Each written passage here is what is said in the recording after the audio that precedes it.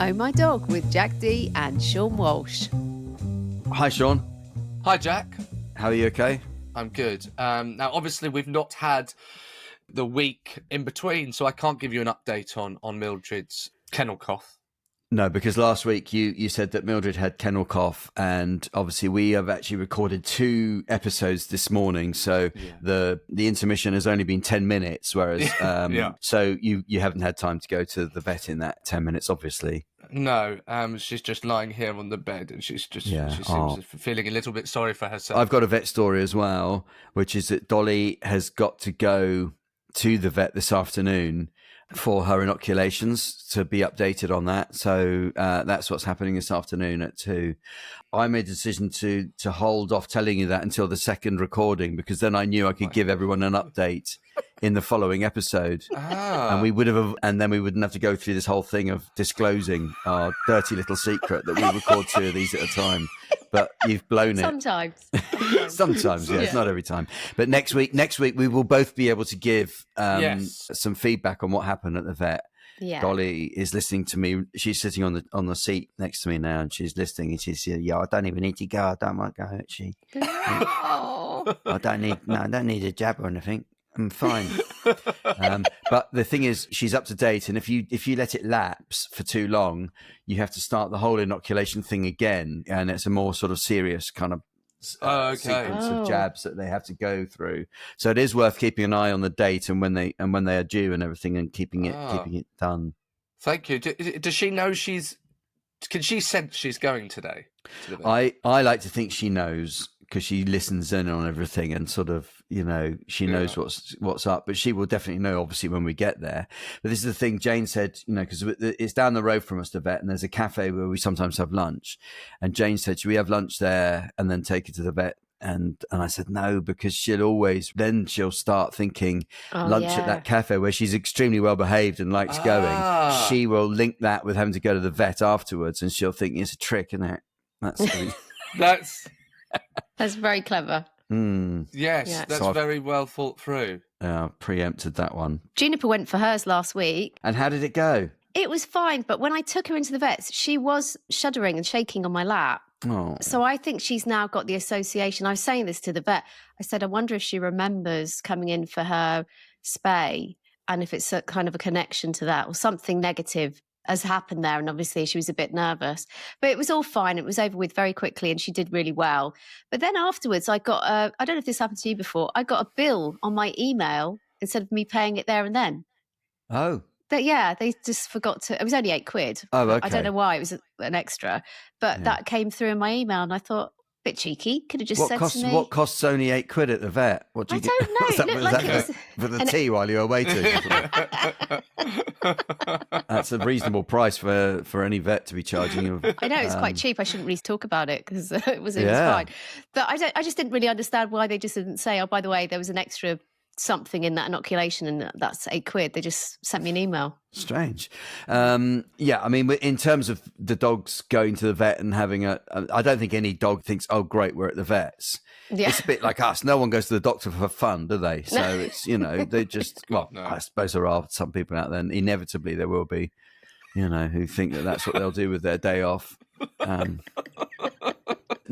Dolly will go, and I think if she has to have the little jab, last time it was slightly difficult because they couldn't quite get it in her, and they took her away so that the nurse would hold her. And then, we were in the other room and we heard this little like that. Aww. That was awful. It was horrible. But it's best to let them get on and do it, because we're too kind of involved, and it should be safer being held in the right way, and they can just get on and do it. And actually, I like to think it's not painful, but she's a scruffy little thing. She hasn't got a lot of fat to inject to the back of the neck when they do it. Yes, I definitely think they pick up on our nerves and stuff. If we're feeling a bit worried for them, they pick up on that. I'm always saying that to Jane.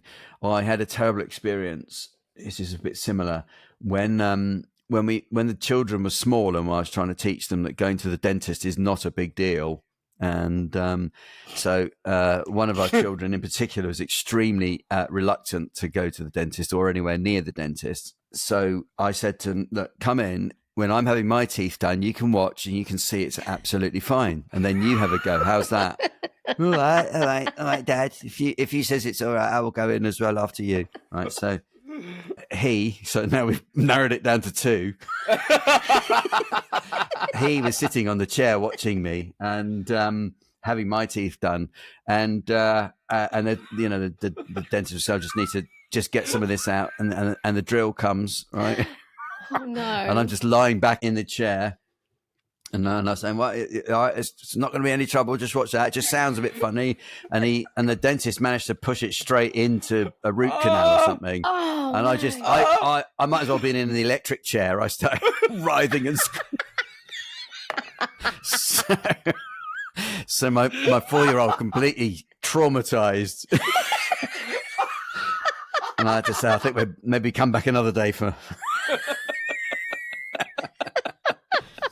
It was a bit of a disaster. Oh dear. Same thing with the dogs, though. They do pick up. They pick up if you're worried or upset, and it sometimes can be hard to conceal. Yes, I took Mildred to. In fact, I sent you a photo. She'd been to the groomers. Had the grooming done? Yes, yeah. Got the grooming done, and they gave her a new little bow tie. I saw that. Was that? Did they give the bow tie, or did you pick it out and pay for it? I would like to say I picked it out and paid for it, but actually, that's a little freebie. Is it? I mean, I say freebie. Yeah. It costs an absolute fortune. Right. Okay. So I mean, it's nothing. The bill. Well, she looked very pleased with herself, and she's so she happy. did. Yeah, and you've now really got something smart to wear on stage when she's done with it. That's the kid. Always giving me good ideas, Jack. Thank you. That'll really work, actually. Yes, I imagine it will. But she's always terrified going to get groomed. As soon as I take her in, let me out. But we know as soon as I leave, she's absolutely fine. Yeah. Absolutely fine, and has a wonderful time. I think they know the game is up. Once they've been handed over and you've left, they just think, I've lost this round. I'm just I'll get on with it. He'll be back in a minute. That's it. Oh, I have a question for you. Mildred's last wee in the evening it's quite late. It's 10 o'clock, and sometimes it's a bit later if I get back from a gig later than that.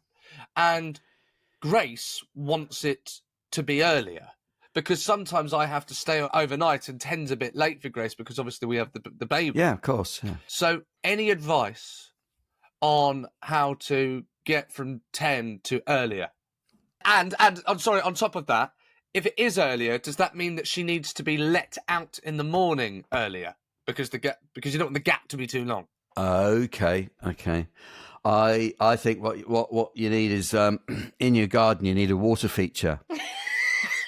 Like a fountain, a trickling fountain that you can turn on, send her out there, turn on the fountain, and that will subliminally induce her to want to have a wee. And you can do that any time of the day. It's actually quite a simple solution, Seann. So I suggest that's what you look into, getting a fountain or something. Yes, I can't believe I didn't think of that myself. Thank you, Jack. That's very... very helpful. It was just there, wasn't it, in front of me? I don't know why. It's so obvious when you. Sarah, any thoughts? Well, I was going to say, just don't let Mildred drink it, because we know how that ends up. You'll be putting a pizza box on top of the water feature again. Yeah. As I had to with the bird bath. Back to square one, really, every time, isn't it? Yeah. So what times? Dolly and indeed Juniper? When do you first open the door for them? In the morning. Yeah. Sarah, you're probably quite early, aren't you? Probably about 7. At the weekends, about 8, 7:30. Yeah. Okay. But we probably leave it 8.5 hours max between final wee and early wee. Yeah. Oh, so they get a midnight. So Juniper goes for a midnight wee. Oh, don't start on that with me, Seann, because my kids go to bed too late. Everybody's going to bed too late. And so I end up being in bed even later. Yeah. So, Juniper might as well have a wee then. Maybe I'll get a little bit longer in the morning at the weekends. Okay. Yeah, Dolly is, and she'll just lie in bed until we both go downstairs and make the coffee. But she does go out straight away when we go downstairs. But she's pretty good, actually. And then her last sortie into the garden in the evening might be about 9 o'clock or something, So she'll just go with it all night. Yeah, right. I wish I could do the same. Yes. All right. Well, it is interesting though, because the reason this has come up, and then we'll move on to our listeners getting in touch. The reason this has come up is because even if Grace lets Mildred out at 9, because Mildred is used to be, the dogs are so into their habits, into routine. Because Mildred is so used to going out at 10, she'll then want to go out at 10 again. It's 10, I go out at 10. And so she's waking Grace up. Oh, I see. As if she can tell the time, really. Yeah, they have precisely. very accurate time clocks like that, don't they? Yeah. Yes. Yeah. Does she always know if you are coming back late? Because Dolly knows. Dolly knows because Jane leaves the bedroom door open. And so Dolly knows I am going to be back late. And then if it's closed, she knows I'm out for the night. Yeah. So she'll wake up. She's got one ear up in the air always listening out for me. And that might be 1 o'clock. And then she'll be straight downstairs as soon as she hears the front door. That's fantastic. Yeah. That's so, okay, that brings me to wanting to reach out to our listeners to say, can you get in touch with interesting ways that you communicate information to your dog, like Jane does with Dolly there? Because that is fantastic. That's fantastic. Yeah, I know. It's a good code. And it works. It really is extraordinary. Because if she closes the door, Dolly literally just goes to sleep. She knows that's that. That's amazing. Yeah. So noted that. Well, Mildred can open. This isn't communicating something, but unless I properly lock the child gate in the room, like even sometimes I'm so lazy I can't be bothered to lock it, so I just kind of shut it as much as you can. Mildred will open it. She'll know. Yeah, she'll open the gate. She's worked out how to pull open a gate. Yes, with her nose. Yeah, I can believe it. So yes, do get in touch. Now we've got an update a few weeks back. So this is back in I think the last series, isn't it, Sara? Yeah, we were talking about Greyhound Racing being banned. Yeah. And so we've got an update about the Greyhound Racing ban campaign from Isobel, and this is a voice note. Hi Jack, Seann and Sara, it's Isobel from Animal Aid. I've got an exciting update to share about our campaign to end greyhound racing in the UK. It's such a cruel industry. Last year a dog died every 3 days because of it. So if you've been in London at all this summer, you might have seen the Hounds of the Underground ads on the tube. We also have MPs backing us and local campaign groups across the country who are working to close greyhound stadiums in their communities. And our petition now has just passed 10,000 signatures, and that means that we're going to get a response from the government. But what we really, really, really want is 100,000 signatures so that we can get a parliamentary debate. So we'd love the Oh My Dog listeners to add their names by going to animalaid.org.uk/greyhound petition and then share it on your socials too. Thanks. Thank you, Isobel. We'll put all that up on the website, won't we, Sara? So yes, we will. Yeah. Links to getting to putting your name on that petition, if you can do that. There's got to be something wrong with a so-called sport that causes so much. So many injuries and so much death for dogs. That's just definitely you can't really justify it, can you? No. It's absolutely awful, and we'll keep listeners updated with that as well as that goes along. We have an email again to do with greyhounds. We have an email from Hannah Clark. Hi Jack, Seann, Sara, Dolly, Juniper and Mildred. I'm a new listener to your podcast and have been binge listening to all past episodes. Me and my husband are the proud owners of an ex-racing greyhound called Sherlock, who we've had for 4 months. His racing name was Investigator, and he very much lives up to his name, being a very inquisitive and nosy boy. Many greyhounds, including Sherlock, retire from racing very young due to injuries sustained from racing. Big shout out to Home Run Hounds, one of many charities who rehome these wonderful 45-mile-per-hour couch potatoes and offer continued support throughout the rehoming process. As a first-time dog owner, I've found they quickly become a member of the family. They love a comfy sofa and only need 2 20-minute walks per day, contrary to what people might think. The rest of the time, they love nothing more than sleeping up to 17 hours a day. What a nice life, and having cuddles. If you're thinking of getting a dog, definitely consider a greyhound. They are such sensitive souls and need time and patience in order to make that transition from living in kennels their whole life to a home.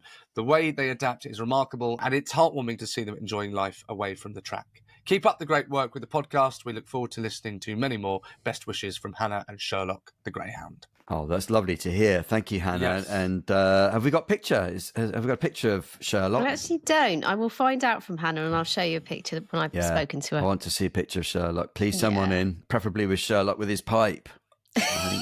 Yes. Yeah. Elementary. I've heard that. Maybe perhaps it's on here. We've done Yeah. so many now, but the greyhounds are a wonderful pet and very. Yeah, I've heard that a lot as well. Yeah. And that they just love not having to do what they used to do. Run everywhere. Yes. So, Yes. Our guest this week is the brilliant comedian, actor, and writer Jess Fostekew. You might know her from Motherland, her stand-up shows, including the award-nominated Hench, and her hit podcast Hoovering, where she talked all things food and eating with fellow comics. She's also been a regular on Live at the Apollo and a writer for some of the biggest comedy shows on TV. And her new show, Iconic Breath, will be touring around the country next year. But we don't want to hear about all of Jess's amazing achievements. We want to get to know her through her love of dogs. Hi, Hello. Jess. Hello. Hello. Hang on. Hello. We can hear you. Yeah. Jess, is your headphone off your ear Yeah. on that is side? allowed? Could you put it back on your ear? I don't know if that's going Oh, to I help, but see. yeah, it might help. They're a bit baggy. Any more messing I don't know about if like that and you'll be off. I don't know if my head shrunk, but these are baggy. Maybe I'll hold them in. Are you Okay, holding- yes. Well, mine, I've That's got good. terrible sound on mine as well, so I'm holding them, so we'll all look like folk singers. Great. We are the world. Okay.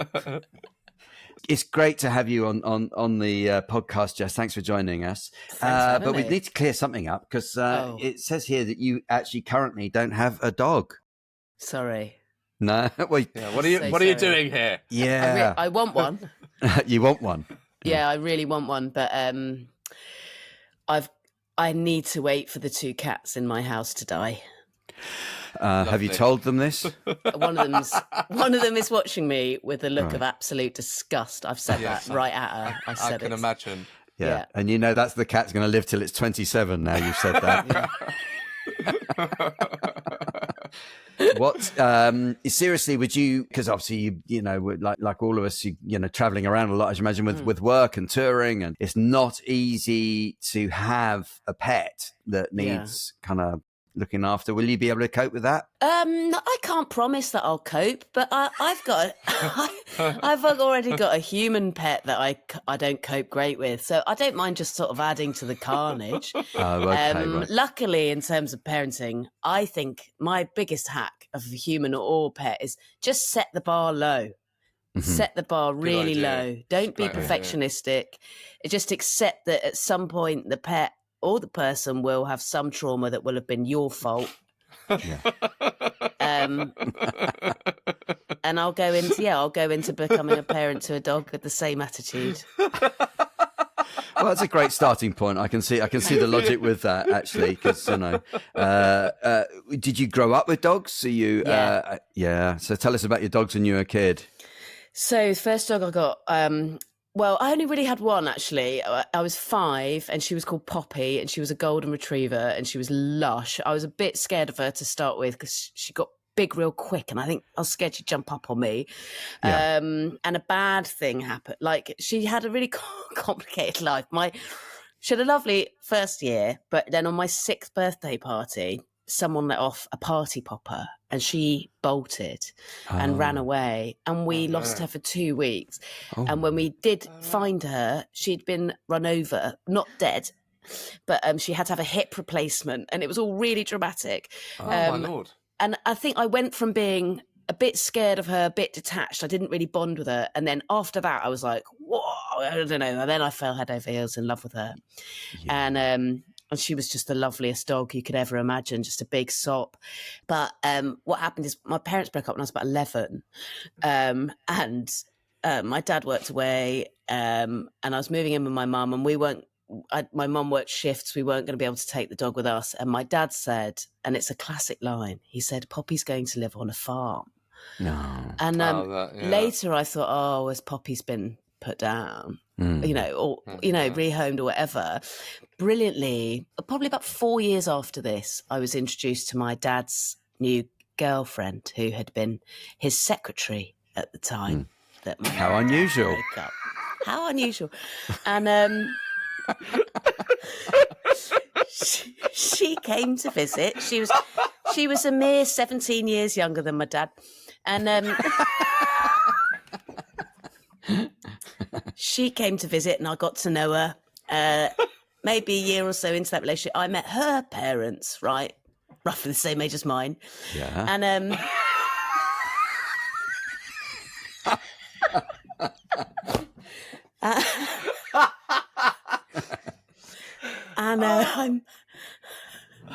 I met her dad, Joe, lovely Joe, and Joe had a dog. The dog that Joe had was quite an old lady, old golden retriever called Poppy. Oh. Yeah, bullshit. She'd gone to live on a farm. She'd gone to live with a man called Joe in Hazelmere. Whose daughter did you say my they'd dad was sleeping renamed with. Bobby from Poppy? Is that how? No, they kept her name. She continued to be called Poppy. Oh. Yeah. So, I mean, how did you cope with that information? That must have been more Oddly traumatizing fine. than your parents splitting up, I should imagine. Yeah, not only do I set a low bar for myself, I think where I've learnt it from is the example of where the bar was set by my parents for themselves. I'd grown to expect that kind of absolutely horrific behaviour from my dad by that point, so I wasn't surprised when I had the emotional armour to cope. I didn't know we were going to go this deep this quickly. I know. That's a lot of trauma for the first 3 minutes. This can be quite a short episode if you want. I think there's a warning. If you meet Jess, don't ask her about dogs because it's triggering. You'll get the whole lot straight away. Yeah. Jess, are you sure you want to do this podcast? Yeah, you don't have to carry on if you don't want to. So I've got in the notes here that you're a dog sitter. Do you like to babysit dogs? Is that what goes on sometimes? Yeah, I do look after friends' dogs sometimes. I'm into that. I have to go to their house and look after their dog because I can't have them Oh, here God, what now? No. It's just because of I've got these 2 old cats and they wouldn't cope. We'd get a dog now if we thought the cats could cope. I think our cat's very elderly, and if a dog came round here, one would die on sight from fear. We've got one very anxious cat. She'd immediately perish. And the other one would maim the dog. The other one would, he's got some issues. Yeah, he's got toxic masculinity. So it's best. So you're some dog out there you're their favourite auntie. You go around and stay and look after. Yeah, there's a few. I've got a friend with a really lovely little sausage dog called Rita that we sometimes look after. My favourite. Are you allowed to have favourites? Of course. I think so, My favourite is our friend Nikki has got a really lovely lab called Pudding, and she's great. Yeah. Oh. Yeah. Oh, that's a nice thing to do. It must be I think I'd find it very hard because you just form attachments to these animals and just want to be with them all the time, don't you? Yeah, I do. But I think it's really nice. It's sort of, if someone's got a dog, I look forward to seeing them so much more than if they didn't. I hope that's okay. I think it helps you form attachments to the person as well. Yes. Do you know what I mean? Yes. And I think some of the people in my life have done it on purpose. They've got a dog so that human friends do stay in their lives. I thought you were going to say so that you will befriend them. Is that's the thing? It's I will, come up to them, and I don't know. Do you feel like the rules changed on other people's dogs? I feel like if you're in a park or whatever now, you must ask, mustn't you? I suppose that's the idea, isn't it? I think adults would have to ask. I mean, it's children are the ones that you worry about, isn't it? And so you want the parents to teach their children, don't just go up and pat a dog without saying, "Can I say hello to your dog?" Yeah, because the dog could be scared or bite its head off. I think so. I think if a grown-up does it without asking, then all bets are off, and bets are off. It's you just take it. You took that risk. You get bitten, then that's on you, really, isn't it? Is that how the law would also see it? In my world, yes, but probably not. It's how I'd like it to be. That's all I'm saying. I'm afraid I was venting then. Jess, I was wondering if you were your next dog, when you get this dog, do you have at this stage any preference to what breed that dog might be? Well, here, like, there's a bit of a issue here because I think my partner and I have got That's really strange. different... You got another issue. Who would have thought? I think we're going to invoice you at the end of this.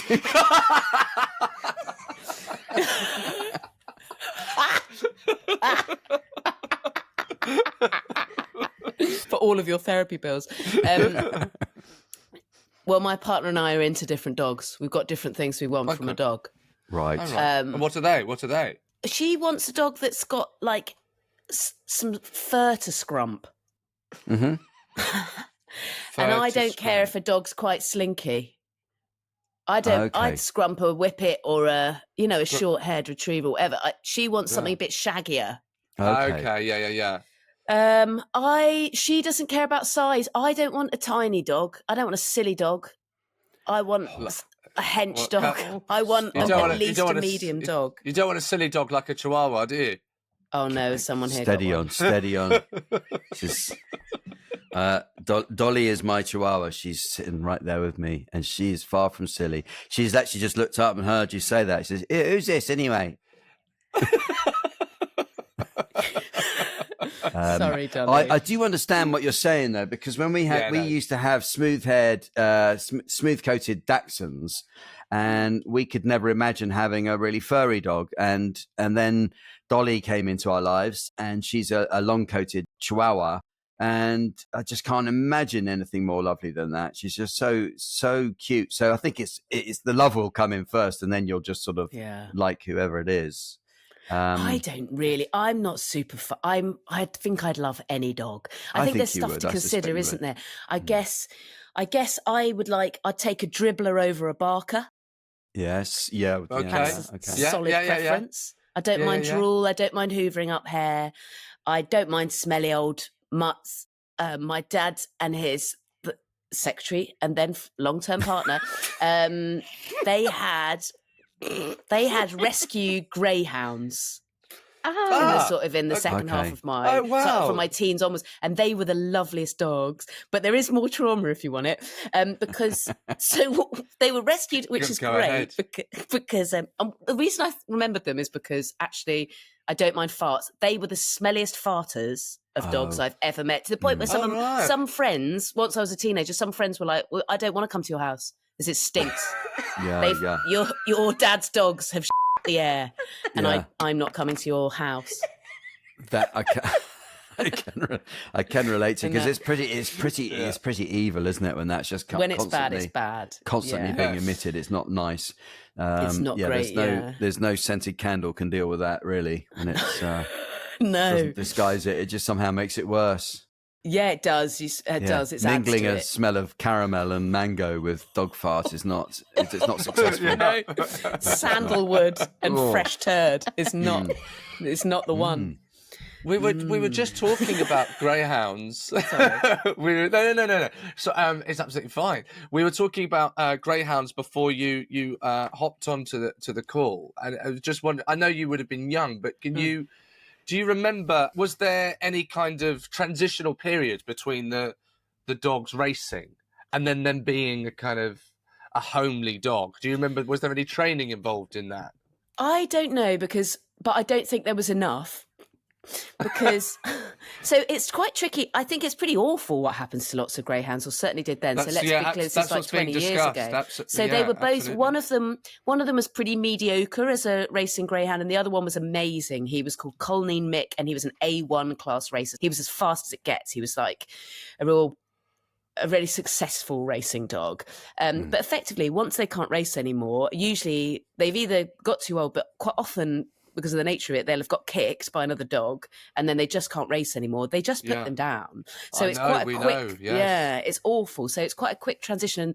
I think we got them through a charity that effectively quite quickly rehouse dogs, and it was fine. They both had the loveliest temperaments, and they were lovely with kids, and very docile, very loving, tactile, brilliant dogs, lovely pets, great family pets, but big, strong, fast, and if they saw a small animal that they had been trained to chase a hare in a distance, they would bolt. And it was fine until years later, when my by that point stepmom had my her eldest child, my baby brother, he was in a sling on her front at one point, and she's just had a baby, and he hadn't bolted for ages, but he saw, and I guess this could happen ages after, because it did. He saw a tiny dog in the distance, assumed it was a hare, went, and because she had the baby, she couldn't keep hold of him. She had to let the lead go. It was on a beach, and he did it miles so quick.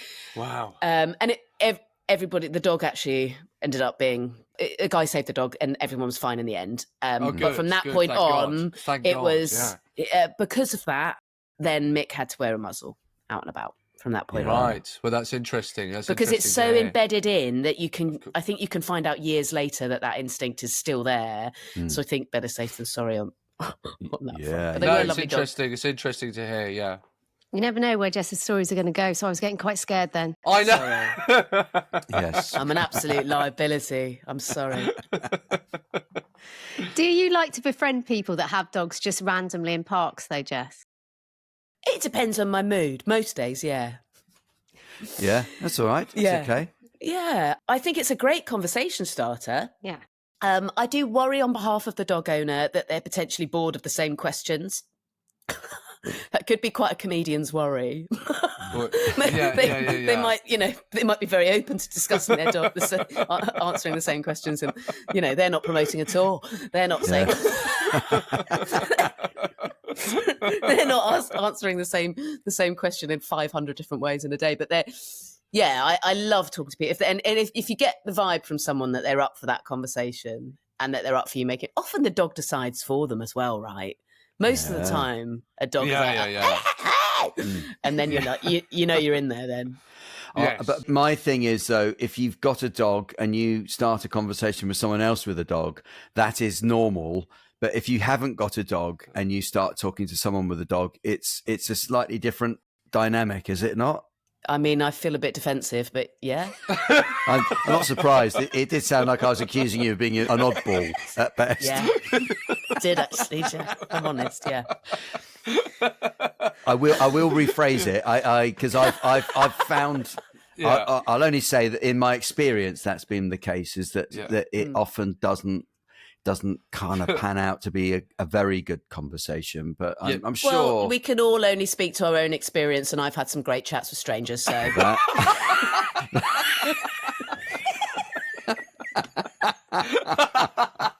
I'm sure you have. And gosh, I wish I'd not even brought it up. But anyway, moving on. Don't we all?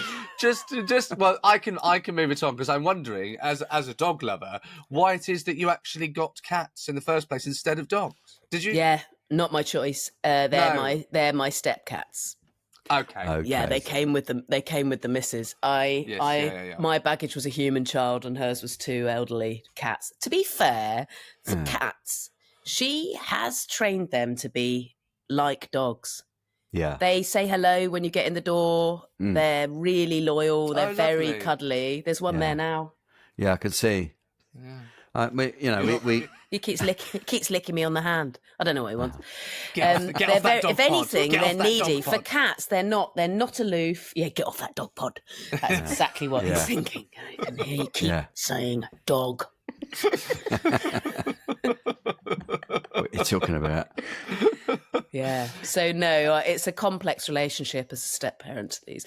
My partner loves them in a way that I think is kind of unnecessary and obscene, and I like them a normal amount. And Has it helped you in your relationship with your stepmom, knowing now how difficult it can be?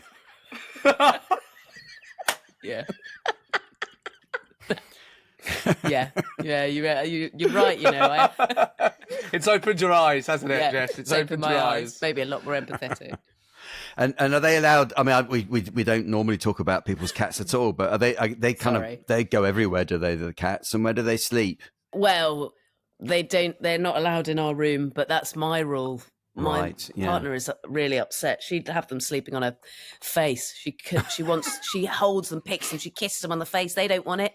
Wow. They hate it. She's all over them constantly. So it's why they've been trained to be quite needy. But no, he sleeps on the sofa and she sleeps. There's a very ancient, beautiful, bedraggled Maine Coon, and she sleeps in the kitchen. Yeah. because otherwise she sort of sings in the night and I don't want to hear it. Yeah. They're really they big, don't aren't go they? Are they everywhere. really big? She is Big big. cats. Yeah. But she was the runt, so she's big for a cat, but not big for a Maine Coon. Maine Coon. Okay, but they don't go. They go in the back garden, but they don't go beyond the walls because they started their life in a flat in Glasgow. They're too thick to even jump up high. Right. Okay. Yeah, so they don't even try. They just get fresh air, but they don't go and get. They're not streetwise. So you're not one of those weirdos that walks the cats on a lead? No, and actually, my partner sent me it, but I read this week that that's really bad for cats. Oh, really? Why is it? Out of interest, why? Why is that? I think it was like a musculoskeletal thing. Like they're not meant to be kind of being held back by apparatus. It's like their bodies are quite fluid, aren't they? And they're meant to move freely. They're not meant to be like, and walks against their will where they don't want to go. Like the psychology of it is very like, no thanks. I think I'm right in this. I think cats are the only pet that we have that came to us. They chose to come and live in human dwellings. Cats did, whereas everything else we've sort of made be our pet. Whereas cats, it's like it's ultimately. It started off anyway as their choice. Their choice, yeah. Okay. And then you're stuck with them. So the question we always ask at the end, Jess, is how do you feel about dogs kissing you on the mouth? I love it. Oh, yeah. Great. I don't mind it. I don't mind it. I think it's just how they show love. It's a big compliment getting a big kiss off a dog. Yes. Yeah. And I think I'm one of those people that I'm sure the science on this is sketchy, but surely it just adds to the old immune system, doesn't it? I think it's fine. Well, there is a theory saying that that's the case, is that we have too many, we use antibiotics and all that kind of stuff too much, and that to be exposed to different bugs and stuff like that via a dog. It's meant to be good for your gut, isn't it? For your microbiome, especially if you're a kid, to have lots of pets in your home and licking all over your face and stuff. So that's the theory, yeah. Although not with a cat, would you say? Would you agree? Do you let a cat kiss you on the mouth? No, I wouldn't actually. I don't know if you've ever smelt one's yawn. You don't want that. You don't want that face to face. No. And also, one of mine's, they don't mind, they lick you on the hands and arms, and that's fine. But one of mine's, it's nice. And this guy, his tongue feels like that's not meant to be touching a human skin. I know, so yes. rough. It's gross. Yeah, it's kind of raspy, Whereas aren't they? The Maine Coon has got, more like a dog's tongue. And just a normal. I'm giving myself the egg talking about their tongues specifically. Just to be clear, I don't want to kiss any animal in a sexual way. Can we just get that cleared? I don't mean it like that. I just mean I don't mind a lick on the face from a dog if I think it's meant with love. I suggest you come back the same time next week, and we'll just keep on with these talks until you're feeling a lot more comfortable. I just know that's the bit you're going to use for a reel. That's going to be out there on TikTok. Oh dear. Done. Well, Jessica, it's been an absolute pleasure, and I hope today has been helpful. Yeah, it's been really useful. Actually, we've worked through a lot together as a team. Oh, good. Come back when you get a dog. Yes. Can I? Yeah, definitely. Come back. Come back before then. We'll hear about it again. We'd like to see. Thank you so much, and good luck on the tour. Thank you. Thanks for having me. It's been joyful. Lots of fun. The fantastic Jessica Fostekew there. That was what we've not. Have we had someone on without a dog before? We've had a couple. Jason Byrne. Yes, people in between dogs, and that's right, Jason. But I think I might be wrong on this. That Jessica's the first person who hasn't had a dog like as an adult, because most are kind of in between. When we've had Jason, we've had guests on that are kind of in between dogs, shall we put it? But Jessica seems to be the first person that we had that hasn't had a dog since childhood. Yeah, it's actually quite illuminating to hear the perspective of someone who doesn't have a dog but likes dogs. And obviously she's a dog sitter as well at times.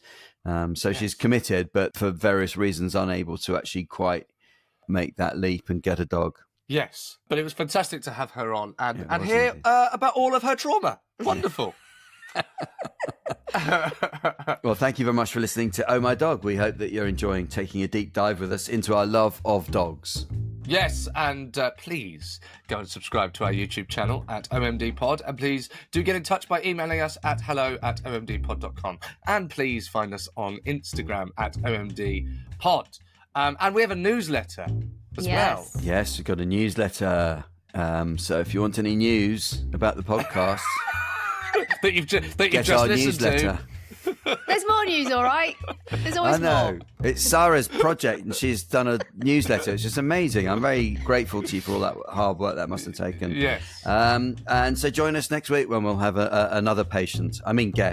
And don't forget to give us a 5-star review wherever you get your podcasts. And remember, a dog is for life, not just for podcasts.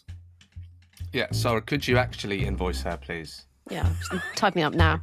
Thank you.